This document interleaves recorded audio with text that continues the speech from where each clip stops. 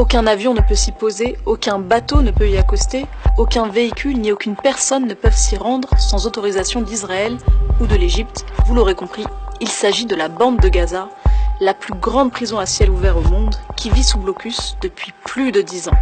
Et ce, dans l'indifférence générale. Mais alors, qu'est-ce que ça signifie concrètement pour les Palestiniens de vivre sous blocus? Et pourquoi est-ce que c'est l'une des pires injustices de notre époque? Alors avant de développer, il faut d'abord rappeler ce que c'est que la bande de Gaza. C'est le plus petit des territoires occupés palestiniens, une toute petite enclave qui fait 3 fois Paris où vivent près de 2 millions d'habitants. Et depuis 2007, c'est Israël qui décide de la liberté de circulation des Gazaouis. Tous les habitants de l'enclave, y compris les malades en traitement, les hommes et les femmes d'affaires, les personnes âgées, les pèlerins chrétiens ou musulmans qui veulent aller prier à Jérusalem, toutes et tous doivent demander l'autorisation de circuler à Israël. Et c'est la même chose côté égyptien, le seul autre pays qui partage une frontière avec Gaza, où le blocus s'est intensifié depuis la prise de pouvoir d'Abdel Fattah el-Sisi. Mais alors, en quoi consiste exactement ce blocus? Eh bien, en plus de contrôler les entrées et les sorties des hommes et des femmes, Israël décide également des produits qui ont le droit d'être importés par la bande de Gaza. Et si aucune liste officielle n'a jamais été publiée, on sait que pendant des années, les produits comme le café, le chocolat, la coriandre ou encore les chips n'avaient pas le droit d'entrer à Gaza, sous prétexte de lutte contre le terrorisme.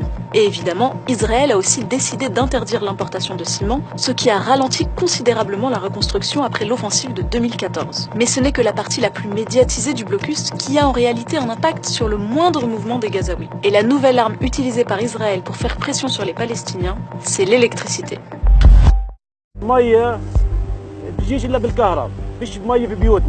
الحياة بالنسبة لكل شيء مش حاجة المصانع كل شيء كله اتدمر. كل الكرة الأرضية عبارة عن قرية صغيرة، كل الناس متواصلة مع بعض، شبكة واحدة. لما أنت ما يكون في كهرباء أنت منعزل تماما.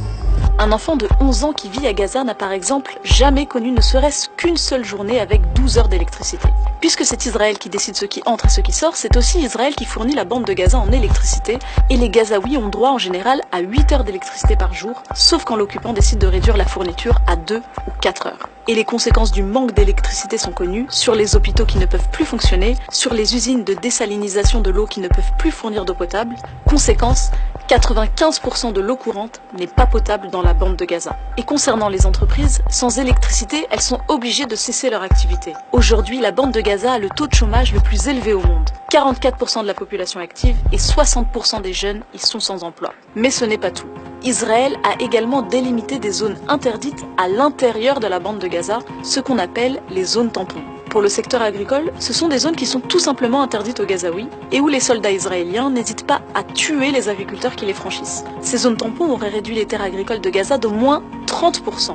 Et en plus de la limitation des importations de bétail, de matériel d'irrigation ou encore d'engrais par le blocus israélien, ces zones tampons ont complètement sinistré le secteur agricole gazaoui selon l'ONU. Même conséquence sur le secteur de la pêche, où les droits des pêcheurs gazaouis ont été réduits d'année en année. Au départ des accords d'Oslo, les pêcheurs pouvaient aller jusqu'à 20 000 nautiques, soit environ 37 km des côtes. Ce droit a ensuite été réduit à 12, puis à 6, puis à 3, soit un peu plus de 5 km. Et il est même arrivé que des pêcheurs se voient tout simplement interdire toute sortie en mer. Conséquence, il y a de moins en moins de poissons, et ceux qui s'aventurent au-delà des délimitations décidées par Israël se font tuer par les snipers. C'est ce qui est arrivé en février 2018 à Ismaël Saleh, un pêcheur de 18 ans. Et le constat est alarmant. 80% de la population de la bande de Gaza dépend aujourd'hui d'une aide internationale et 61% de cette population souffre d'insécurité alimentaire. Et là où le problème s'aggrave, c'est qu'en plus d'accentuer les besoins d'aide humanitaire, Israël limite la capacité des agences à délivrer cette aide humanitaire.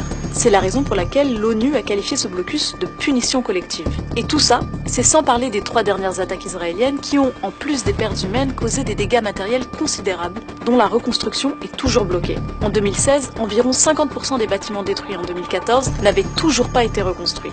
L'eau, l'assainissement, l'énergie, les infrastructures médicales et les entreprises de Gaza ne peuvent plus fonctionner. Et si Israël a décidé d'asphyxier la bande de Gaza depuis plus de 10 ans, c'est pour punir les Gazaouis d'avoir élu le Hamas lors des élections de 2006. Une élection démocratique qui ne plaît ni à Israël, ni au Fatah qui dirige l'autorité palestinienne, ni à la communauté internationale qui laisse faire. Et qui paye le prix aujourd'hui? Les civils gazaouis. Alors, l'ONU estime que Gaza sera invivable d'ici 2020, mais est-ce que ce n'est pas déjà le cas?